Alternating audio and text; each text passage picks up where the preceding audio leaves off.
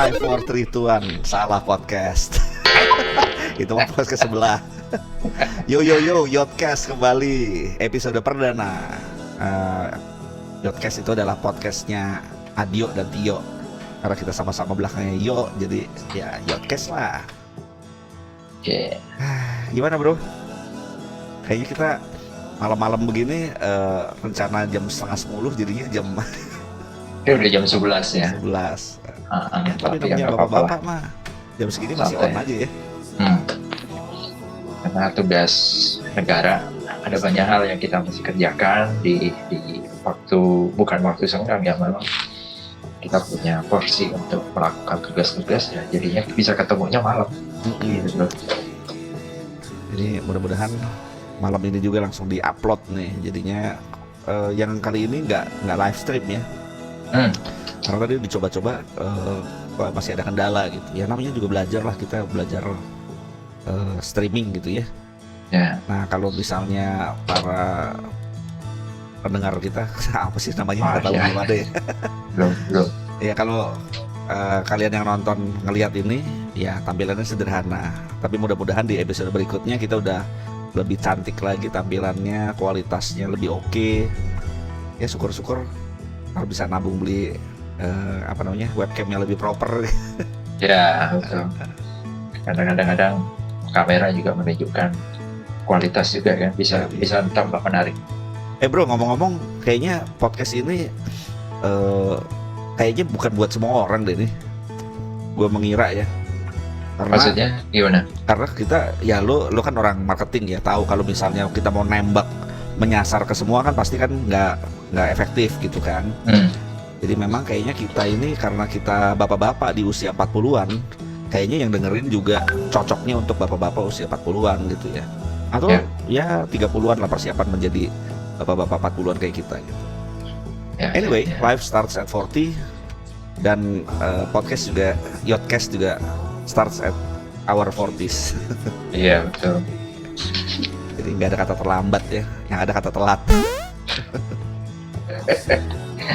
Oke, bro, ngomong-ngomong soal bapak-bapak, berarti kan kita punya istri dan juga anak gitu ya. Gue ngomongnya anak karena gue cuma punya satu nih. Kalau lo kan punya dua, jadinya ngomong anak-anak gitu. Iya betul. Nah, gimana sih bro? Lo anak lo udah seberapa gede dan bagaimana lo berkomunikasinya sama mereka? Ya sedikit sharing aja sih ya. Kebetulan kalau gue dari sisi, nggak tahu ya kalau dari zaman sekarang udah biasa atau enggak, tapi bagi gue waktu itu gue tergolong, kalau tradisi itu dibilangnya ya mungkin agak telat nikah gitu kan. Hitungannya gitu. Umur berapa? 35? Enggak lah ya. 33. 33 baru nikah. 33 baru nikah gitu ya. Dan puji Tuhan setahun udah langsung isi kan. Kebetulan kalau secara umur sekarang anak gue 2 laki-laki sama perempuan. Yang pertama laki-laki. Dan tadi ya ini juga bagian dari cerita kita malam hari itu, dari pagi ngikutin ini kelulusan, kenaikan kelasnya dia kayak gitu kan, sekolah. Kemudian minggu lalu gua nganterin anak yang perempuan untuk ya kursusnya dia gitu. Artinya ada porsi dari orang tua untuk nemenin anak, mewakili keluarga nemenin anak-anaknya. Ya itu cukup menarik buat saya, buat gue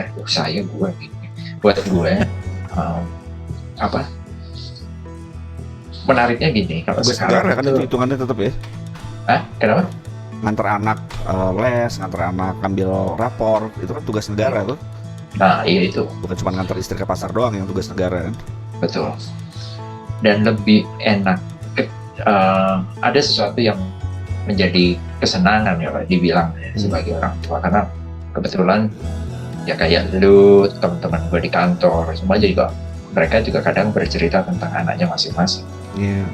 Nah, ada kebanggaan tersendiri ketika kita bicara tentang anak, mengikuti perkembangan pertumbuhan anak-anak, terus ketika mereka bertumbuh, yang sebenarnya menjadi porsi kita adalah kita tidak lagi menganggap pembatasan gitu ya. Kalau gue kan dari dulu sih selalu open untuk ngobrolin sama anak.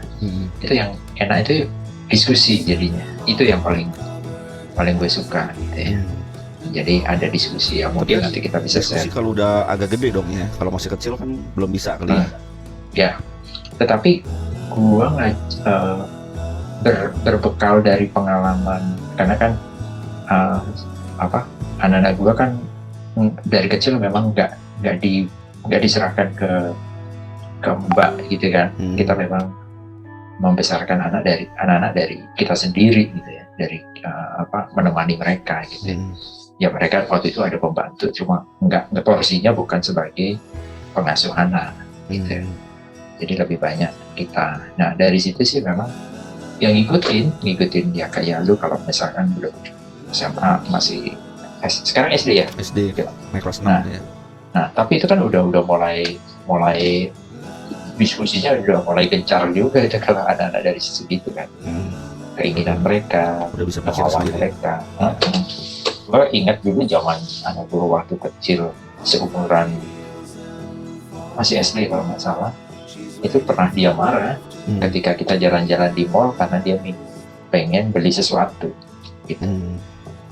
Nah ya dari situ kita tahu gimana harusnya berkomunikasi sama anak gitu bro. Jadi kalau sekarang itu berkelanjutan. Kalau gue sih memang punya porsi punya cara agak berbeda mungkin ya.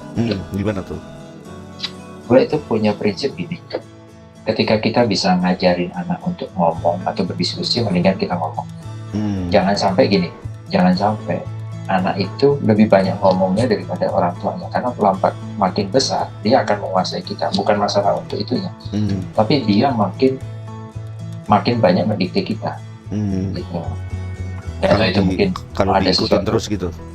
Ya kalau ngikutin kemauan anak, jadi anggap ya gue bisa nganggap kita kalah sama anak. Suatu saat kita justru didikte sama mereka. Nah itu buat gue sih nggak gue temuin saat ini gitu. Justru kita ngikutin ya, kalau ada sesuatu yang kita nggak suka ya kita bilang nggak suka. Walaupun itu mungkin anaknya akan ngambek, tapi buat gue sih kadang-kadang ngambek ya udah lo ngambek aja. Kadang begitu. Jadi iya sih. Kadang kalau zaman dulu kita dikerasin sama orang tua, zaman sekarang orang tua sekarang cenderung udahlah ikutin aja lah gitu kan. Ya, betul. Jadi lo konvensional nih sebetulnya ya. Ya lebih betul. Karena buat ya prinsip gue dulu kecilan gue kayak gitu ya, mungkin pohon keluarga kita kan beda-beda. Betul. Ya. Dari istri, dari gue itu agak beda cara mereka dididik, cara gue dididik sama orang tua, terus mungkin cara istri gue dididik sama orang tuanya itu agak berbeda, kemudian kita combine ya gue nih pakai polanya gue gitu. Nah sebelum maju lagi nih gue ngelihat memang kita ada pilihan gitu ya, kita pada akhirnya harus memilih cara seperti apa yang kita sepakati sama pasangan gitu kan. Kalau udah sepakat ya dijalani dengan segala konsekuensinya, nggak ada yang terbaik, nggak ada yang lebih baik, nggak ada yang lebih buruk sih, sama lah. Cara keras bisa, cara lembut bisa, asal ya sebetulnya kan keras itu bukan satu-satunya jalan, permisif juga bukan satu-satunya jalan gitu ya, dan apalagi mengabaikan itu sangat-sangat bukan satu-satunya jalan gitu. Ya kan, karena zaman sekarang ini ya jujur aja banyak yang polanya jadinya mengabaikan gitu ya, dengan cara misalnya jadinya udah dikasih handphone deh, yang penting dia sibuk sendiri, kita bisa sibuk sendiri gitu kan. Itu kan mengabaikan sebetulnya gitu ya.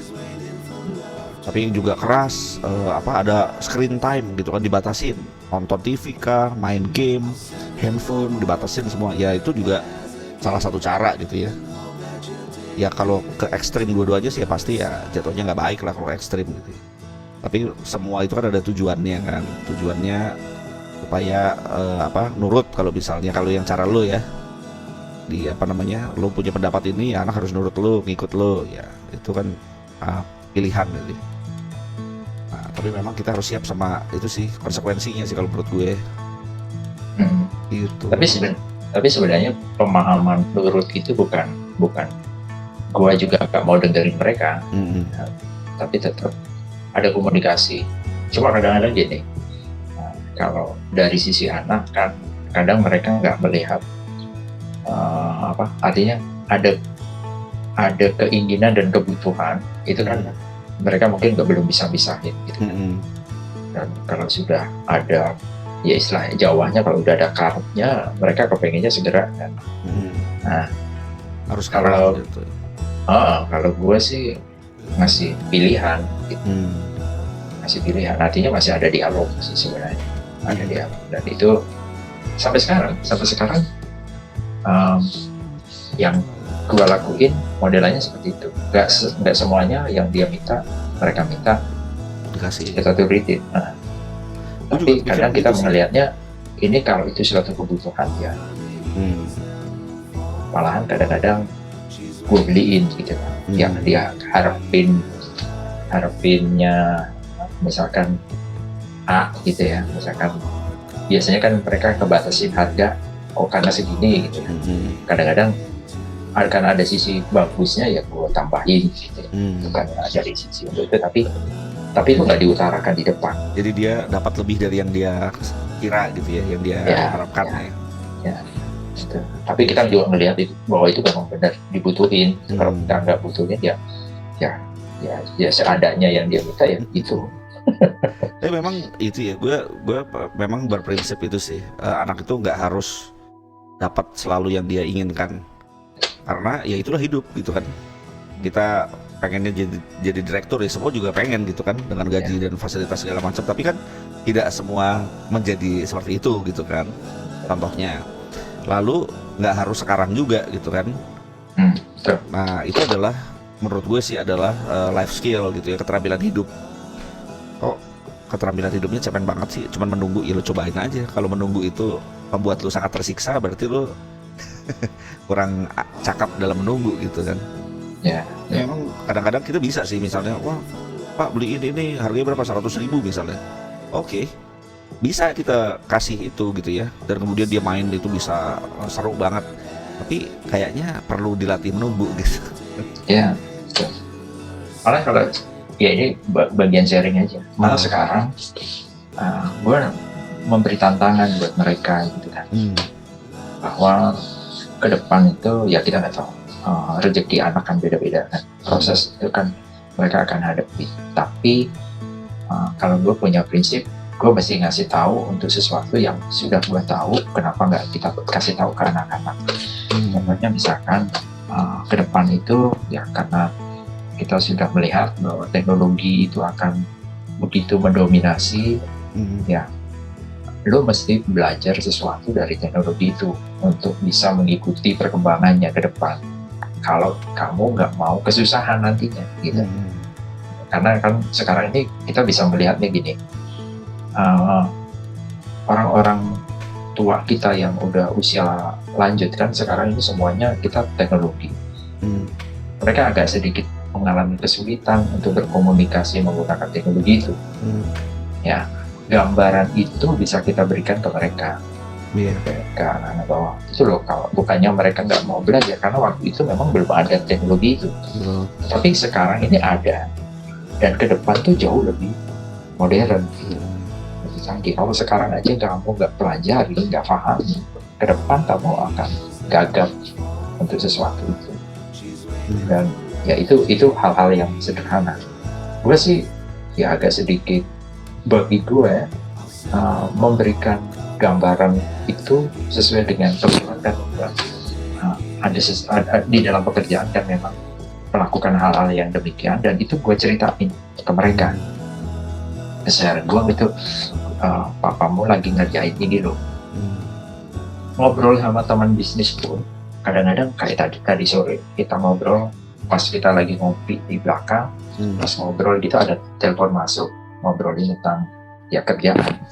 Gue sengaja buka ini apa, speakerphone-nya supaya dia juga dengerin gitu, bahwa dunia kerja itu adalah seperti ini, gambaran pekerjaan seperti ini gitu ya.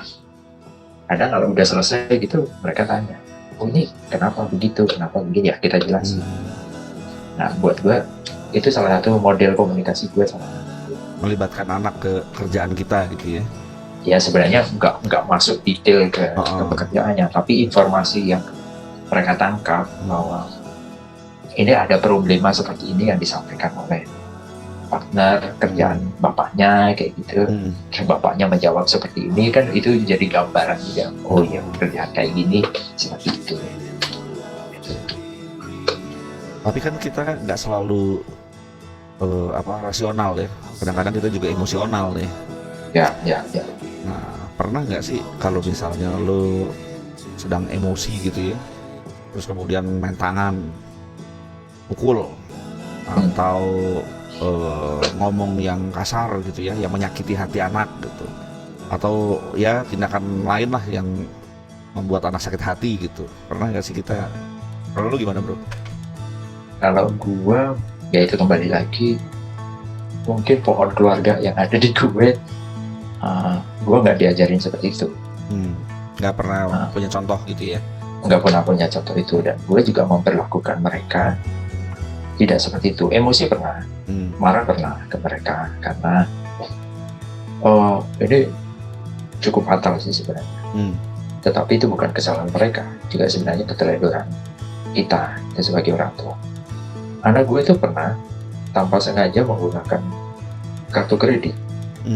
Itu dalam 3 hari angkanya cukup tinggi gitu bro.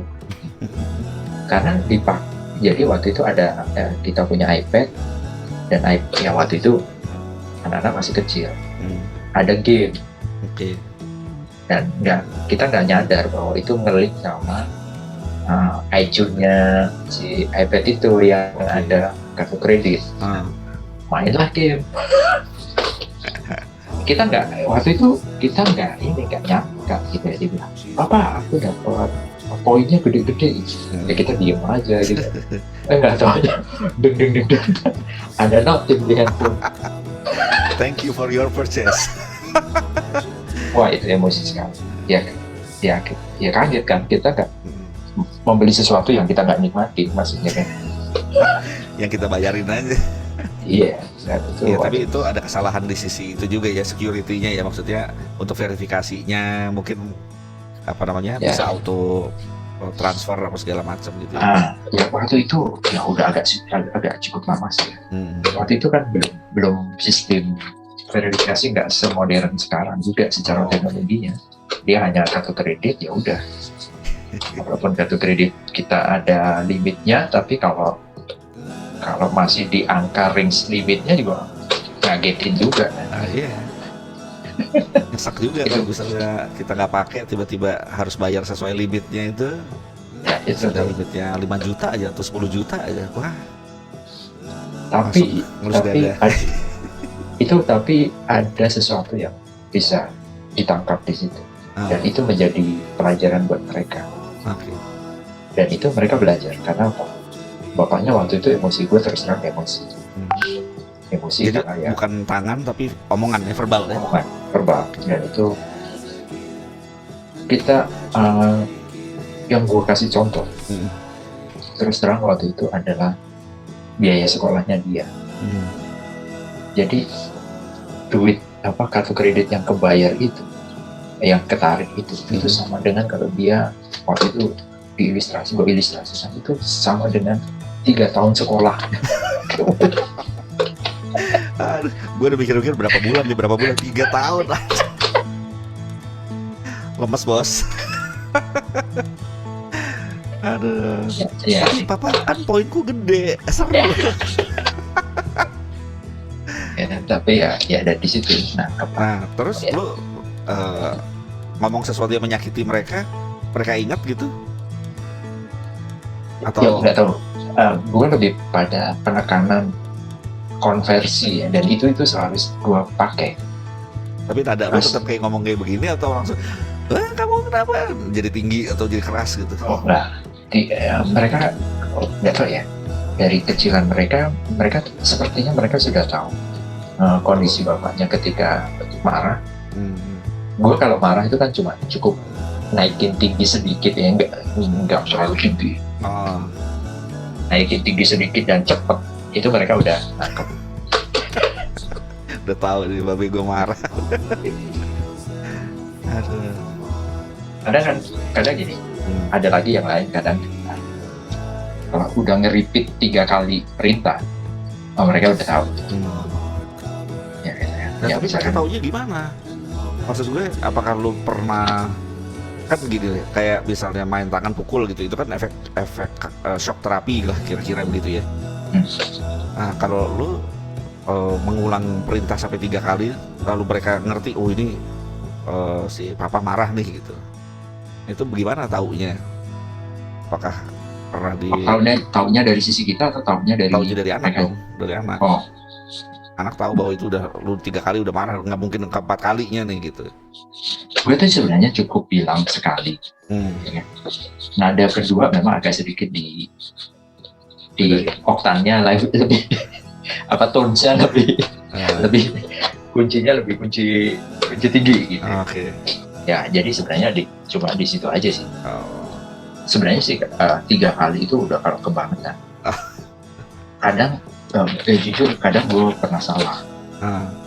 Pernah salahnya ketika gue ngomong 2 kali gak didengar, ngomong ketiganya itu yang benar-benar gue, karena dia nggak ngejalanin apa yang gue suruh. Ternyata gue salah lihat, ternyata dia sedang melakukan apa? Enggak, dia sedang mengerjakan sesuatu dari sekolahnya sehingga dia mengabaikan kita, dan itu gue nggak tahu dan gue merasa bersalah untuk hal itu. Kadang-kadang kayak gitu tuh. Sangkanya anak tuh diem aja gak ada kerjaannya gitu ya, lagi main. Karena dia pakai earphone kan. Benar. Oh oke. Okay. Dia pakai earphone dan ngadep ke posisi berbeda. Nggak kelihatan. Nggak kelihatan gitu. Gua kan ngelihatnya dia lagi duduk nyantai aja gitu kan. Gue pernah bro. Kalau gue pernah fisik pernah, verbal pernah. Emang orang tua yang kurang baik gue ini. Tapi paling enggak kita sadar ya bahwa kita kurang baik, artinya kita terus berusaha memperbaiki gitu kan. Jadi gue waktu anak gue kecil, waktu anak gue 2 tahun kali mungkin sekitar segitu ya kan, ya masih belum bisa komunikasi dengan lancar gitu ya. Nah ya gue nggak tahu sih gue masalah kerjaan kah atau masalah tekanan hidup yang lain gitu ya. Tapi yang pasti gue pernah nggak tahan gitu ya, pukul kakinya, gitu kan, ceples gitu. Kaget banget dia, sakit hati banget gitu ya. Dan itu nggak sekali sih, memang beberapa kali lah gitu ya. Meskipun nggak sampai merah atau berdarah gitu ya, tapi itu membekas banget buat dia gitu ya. Dan juga akhirnya ya gue tahu ya, waduh gue mesti minta maaf nih, kalau nggak ya dia akan dendam terus. Dan bener, jadi gue bilang aduh minta maaf ya bapak, nggak akan ulangin lagi, bapak sungguh-sungguh minta maaf segala macam. Tadinya dianya lagi main biasa, nangis, dia sampai nangis kejer, sampai nangis kayak gitu ya, sampai nggak bisa nafas gitulah kira-kira ya. Ya gue pikir berarti dia bener nih, dia ngerasain sakit hatinya tuh bener gitu ya, meskipun masih kecil lah, masih 2 tahun 3 tahun gitu. Tapi gue pikir itu bukan salah dia gitu ya. Gue minta maaf itu memang bukan salah dia. Mungkin guenya yang nggak tahan dengan berbagai macam tekanan. Mungkin gue juga punya masalah sama istri yang nggak resolve gitu ya. Maksudnya kan kadang-kadang kita punya masalah yang udahlah gitu ya. Oke, udah kita ikutin aja. Tapi kan sebetulnya buat kita tetap masih beban gitu ya. Nanya kayak gitu-gitulah. Itu artinya gue nggak pinter mengelola emosi sendiri sebetulnya gitu kan, tapi dikenainnya ke anak. Nah gue rasa sih adalah, bukan banyak ya, mudah-mudahan enggak, tapi mungkin ada dari pendengarnya Yodcast gitu yang pernah berada di posisi gue juga gitu ya. Kita punya banyak tekanan hidup, kita lampiaskan sama anak. Kita tahu sih anak itu nggak bakalan mukul balik gitu. Iya betul. Kalau istri kan beda masalahnya gitu kan. Kalau anak tuh kayaknya aduh sasaran empuk. Nggak bener sih, nggak bener itu, sangat-sangat nggak bener lah ya. Lalu yang kedua adalah verbal. Nah gue belum lama ini nih, gue ngomong sebetulnya maksud gue nggak kasar atau gimana gitu ya. Jadi gue kalau sama anak gue kan ngobrolnya pakai bahasa Inggris kalau di rumah gitu ya. gue mengeluarkan satu kata yang bikin dia sakit hati banget.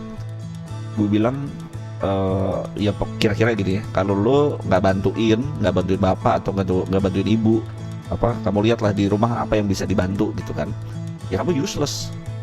Wah, abis itu dia marah banget. I'm not useless gitu ya. Oh ya udah lakukan lah. Tapi gue pikir-pikir, aduh salah gue yang ngomong useless ya. Akhirnya gue peluk, gue minta maaf gitu kan. Tapi ya bapak salah, itu kasar itu pakai kata useless itu. Gue bilang salah. Ya mungkin bahasa Inggris gue juga kan nggak bagus-bagus banget gitu ya. Jadinya gue pakai salah pilih kata gitu loh. Ya gitu. Jadi ada soft spotnya dari emosi anak itu yang buat kita kayaknya biasa aja. Gue ngomong begitu, gue dulu digituin juga nggak apa-apa gitu. Tapi buat anak beda, itu kena banget gitu. Ya, itu sih. Tapi mungkin buat yang lain kita dikatain apa kita sakit hati, buat anak enggak kok, nggak apa-apa kalau diomongin gitu gitu. Ya. Tapi emang beda. Ini sih tempat ketika kita ngobrolin sesuatu, dan ya kita tahu juga kan kadang-kadang kita ngobrol sama teman pun kalau pas momennya nggak pas kan mereka juga bisa sakit hati. Dan ngobrol sama si A tahu nih tuh dia sensitif soal apa misalnya gitu ya, si B sensitif soal apa secara umum lah. Mungkin kalau misalnya ada teman kita yang belum married gitu ya, sampai usia 30-an akhir atau 40-an, ya kalau kita ngomongin kapan married pasti akan ngamuk dia gitu kan. Iya, betul. Gak usah lah, udah mau ngomongin terus gitu loh. Lo mau kenalin gue sama orang ya lo kenalin aja gitu kan. Ya. Ada soft spotnya gitu ya. Ya gitu. Menarik sih ya, sebenarnya menarik dari sisi keluarga. Memang tugas kita peran. Ya kalau kita kan posisinya sebagai suami, sebagai kepala keluarga, ya, sebagai ayah dari anak-anak kayak gitu kan. Mau nggak mau, ya jujur aja kalau kita mau teriak, sebenarnya kita harusnya teriak sebagai laki-laki. Harus cari uang, gitu kan. Kan satu hal yang gue juga pernah share ke anak gue, bahwa kamu ada satu prinsip yang gue ceritain. Kalau kamu dimarahin sama atasanmu, jangan sakit hati gitu ya. Tapi kamu bisa sakit hati ketika orang lain tuh meremehkan kapasitas yang sebenarnya kita punyai. Nah itu buat gue itu juga penting untuk disampaikan. Artinya gini, kadang kan orang itu nggak pernah melihat kapasitas kita yang sesungguhnya. Kan tahunya cuma ada pekerjaan nggak beres, ya dulu harus menyelesaikan itu, dan dia dimarahin, kita dimarahin. Padahal bukan karena kapasitas kita tidak menyelesaikan pekerjaan itu, karena ya, kita tahu lah kalau di pekerjaan kantor itu kadang-kadang ada pekerjaan yang harus kita kerjakan double-double. Bukan berarti itu kita nggak bisa menyelesaikan tepat waktu, tapi karena memang pekerjaan yang datang barengan. Nah itu kan. Dan di luar job desk itu ya udah biasa lah gitu ya. Ya itu. Kalau secara umum kan orang, ya kita pun kalau sebagai atasan kan kepengennya ngeliat anak buah, lu mesti bisa ngerjain apa aja gitu kan. Nah ini kadang-kadang itu yang kita sendiri kena gitu. Kita kan punya atasan, ketika atasan bicara atau kita sebagai owner, ya kita melihat hal-hal kayak gitu. Tetapi ketika kita dicolek secara kemampuan kita, karena kita nggak ada, maksudnya gini, karena proses waktunya, dan sebenarnya kita gampang banget untuk melakukan, tapi karena waktunya pas dia minta kita belum selesai, terus dia marah-marah karena itu, ya jadi kadang-kadang ego kita kan jalan, ego kita jalan. Nah itu gue share sama anak-anak gue gitu, bahwa pada satu sisi kapasitas kita itu mesti ada. Ya kadang-kadang gue kalau ngomong sama anak gitu, gue itu ketinggian apa enggak ya ngomong kayak gini. Dia ngerti nggak gitu ya? Tapi buat gue sharing kan gue kebiasaan dari dulu kan cerita apa lagi ngapain, kerjain apa. Dan gue itu kan selalu pernah ajak anak-anak kerja gitu. Bahkan gue tuh kalau bawa anak ketemu partner bisnis, gue kenalin, gue sebutin dia siapa, anak gue gimana, dan kita ngobrol sesuatu di depannya dia itu ya sebagai informasi buat nambahin dia, oh begini loh yang dia ada di sini. Ya, puji syukur di sana banyak juga yang dapat masukan. Bahkan kemarin ya sedikit sharing sesuatu yang menurut gue bagus untuk contoh. Dia sampai berkata begini, saya di anak gue ini cowoknya, saya lebih melihat kesatuan keluarga itu lebih utama dibandingkan gue melihat lingkungan.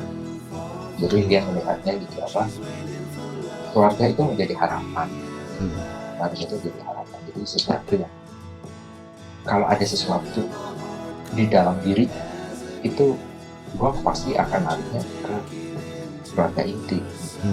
Gue nggak lari ke teman-teman gue, walaupun teman-teman gue banyak yang perhatiin gitu. Tapi gue akan selalu kembali ke keluarga, ngomong sama papa, sama mama. Ya, itu kecetus sama mereka. Artinya gue jadi mikir kan, oh ya berarti dia punya porsi prioritas di keluarga untuk melihat semua persoalan. Ya mungkin karena nggak tahu itu, karena mungkin kita sih, kalau gue sih ya, kalau gue sih memang ngobrolinnya ya apa adanya. Gitu.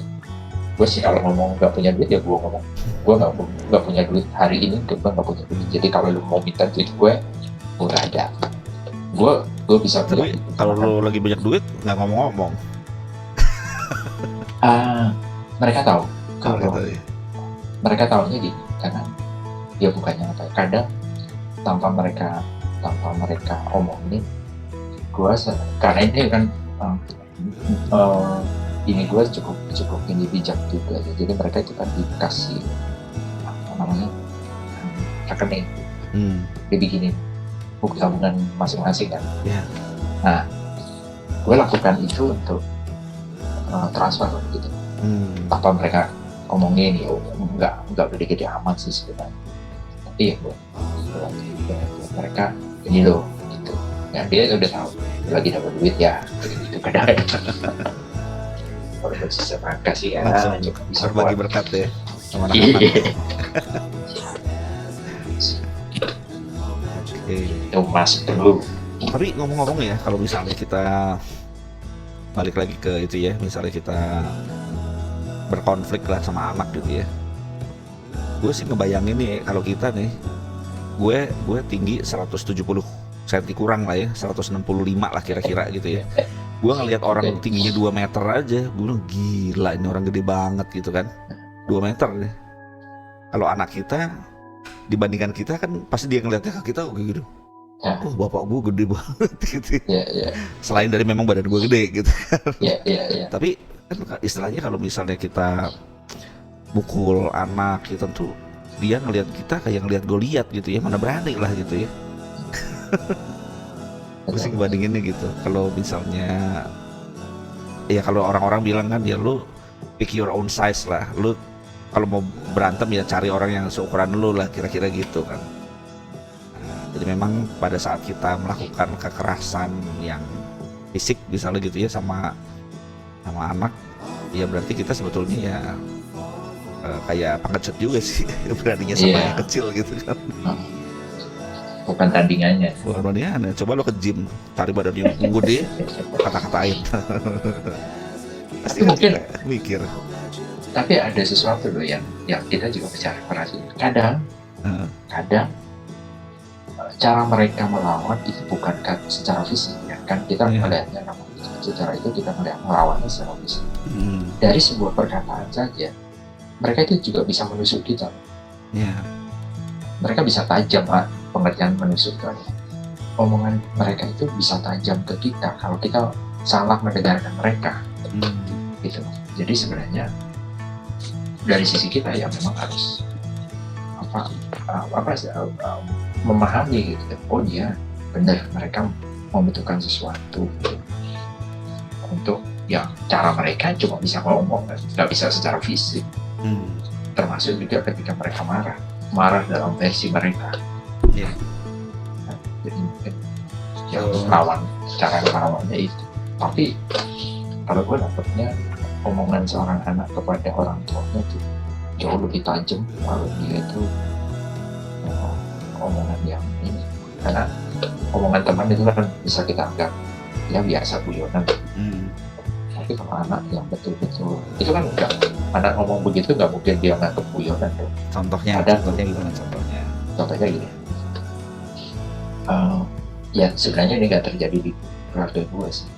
Waktu itu anak gue pengen minta komputer dan waktu itu angkanya cukup tinggi karena spek yang dia cari memang waktu itu cukup tinggi. Dari sisi kita, dari sisi orang tua kan ngeliatnya kok nggak perlu segitu gitu kan, ada angka yang cukup. Di satu sisi waktu itu dia gini, buat gue kalau untuk hal-hal seperti itu ya pasti kita alokasikan karena itu buat kebutuhan mereka ke depan, dan itu gue anggap hal yang penting mereka harus miliki. Itu prinsip kalau itu kan, tetapi nggak harus sekarang, tinggal waktunya aja. Tetapi kan anak-anak maunya itu, ya itu tadi yang seperti awal kita ngomong, anak kalau udah mau dia mau hari ini kudu ada sekarang kan, gitu kan. Nah itu pernah dia bilang ya entar ajanya itu kan nyantai kalau orang tua kan gitu kan. Ya kan? Iya benar. Orang tua Besok ya besok. Nah suatu saat dia tuh ngomongnya tajam dan itu mengena. Maksudnya dia agak bilangnya gitu, kalau saya ya ini sebenarnya ancaman, gue kan mau pintar gitu kan, contohnya kayak gitu, gue mau pintar, kenapa papa nggak mau ngasih aku untuk sesuatu yang buat aku pintar gitu kan. Ya, itu kan nggak bisa dibilang buat gue ya, nggak bisa dibilang oh iya niat dia tuh memang buat sesuatu yang dia pelajari. Cuma waktu itu gue jawab cuma gampang, apa berani taruhan yang pertama kali kamu install di laptop komputer ini adalah game. Soalnya anak itu kan pinter ya, itu kan logika kan, dia kan menggunakan logikanya. Kalau gue nggak punya alasan pasti nggak akan dibeliin. Ya alasannya apa gitu kan? Oh alasannya yang menyenangkan papa adalah anak jadi pinter gitu kan, kira-kira begitulah. Ya reasoningnya itu begitu, tapi memang kenyataannya yang lo bilang pasti akan install game. Nggak mungkin kita bikin perjanjian ya, dibeliin laptop misalnya gitu, tapi dalam setahun ini tidak boleh install game. Kayaknya sih enggak. Ntar dia akan cari cara gimana supaya gue install game tapi gue hide, gak ketahuan. Gitu. Ya menarik. Kayak kita juga ya, muda soalnya. Iya betul. Dan sebenarnya kita juga perlu sampaikan ke anak-anak kita bahwa terkadang keinginan mereka, ya kan, itu adalah keinginan yang menggebu-gebu di depan. Ketika mereka sudah dapatkan, ya mereka anggap aja itu biasa. Iya. Padahal kadang kan kita berbicara tentang bagaimana secara kebutuhan, gitu kan. Kita kalau dari sisi orang tua kan harapnya begitu. Ada porsi-porsi mana kebutuhan mana yang gue prioritaskan dulu buat keluarga di awal tahun atau di awal bulan atau seperti apa. Nah kalau buat mereka kan kadang-kadang skala itu nggak ada, gitu kan, skala kebutuhan. Ya pokoknya sekarang gue butuh, tapi ketika sudah dapat ya udah gitu. Yang penting kepentingan gue tercapai. Terpenuhi. Iya. Ya itu sebenarnya manusiawi juga, kita juga kan begitu. Nah tapi sebetulnya gue pengen ngobrolin satu topik yang kayaknya bakalan seru gitu ya, tapi ini buat episode lain aja gitu ya. Ngomongin soal kerjasama. Nah, kalau tadi kan kita punya kepentingan, dia punya kepentingan, anak punya kepentingan. Gimana caranya supaya kepentingan kita dapat, misalnya ngajarin anak nunggu atau duitnya bisa dipakai yang lain, sementara anak supaya gue bisa main game misalnya gitu kan. Itu kan tarik-tarikan kepentingan. Tapi ntar kita ngobrolin mengenai kerjasama, karena kan kita kan sistem nih, sebuah sistem keluarga. Sistem kan ya kayak di gear lah gitu, berkaitan, saling bekerja sama segala macam gitu ya, terhubung gitu. Nah kita pasti perlu bekerja sama nih sama istri, sama anak-anak gitu ya. Untuk kita obrolin di topik yang berbeda. Mantap. Nah sekarang sudah 40 menit lebih. Nah, Oh iya, 45. Siap. Ya, jadi dari obrolan ringan ini, mudah-mudahan yang penonton Jodcast bisa ngambil hal-hal yang bisa nyambung dengan kehidupan kalian. Kira-kira apa yang bisa dipraktekin gitu ya. Misalnya tadi meminta anak menunggu atau minta maaf ke anak gitu ya. Ya, kita ada praktekan supaya hidup kita semua menjadi lebih baik. Oke. Lebih berwarna. Wise. Kayak background lo. Kalau background gue lebih artificial, lebih palsu. Oke, gitu dulu. Tio di sini. Adio di sini. Pamit dulu ya. Sampai jumpa di episode berikutnya. Bye.